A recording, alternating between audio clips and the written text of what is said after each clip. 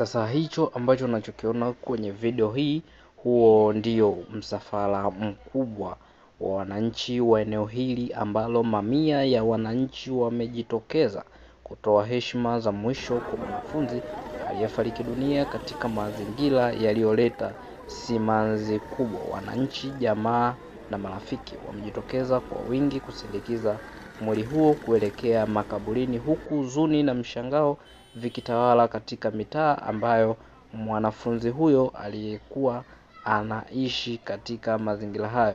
Msafara huu unaonyesha jinsi jamii ilivyoguswa na tukio hili ambalo limeachwa maswali mengi kwa wakazi wa maeneo haya.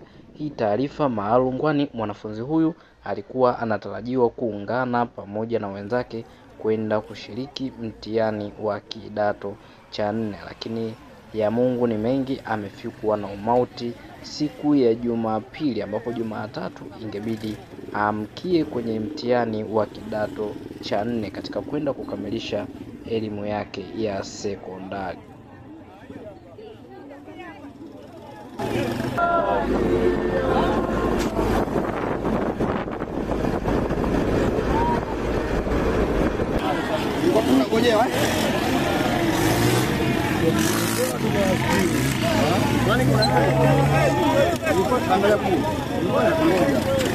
Watu wameishi waliokaa mbele hawapo.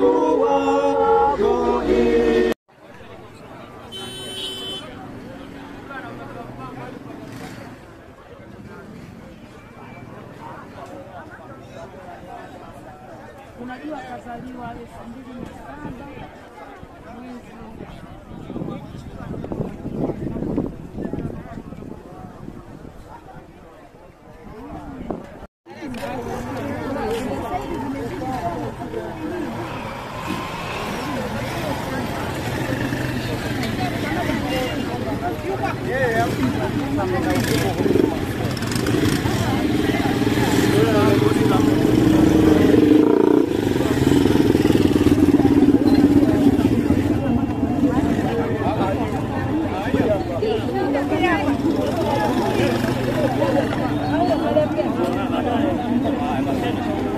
naona shaja tuondoke.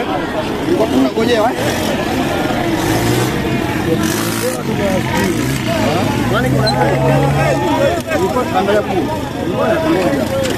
watu wameishi waliokaa mbele hawapo.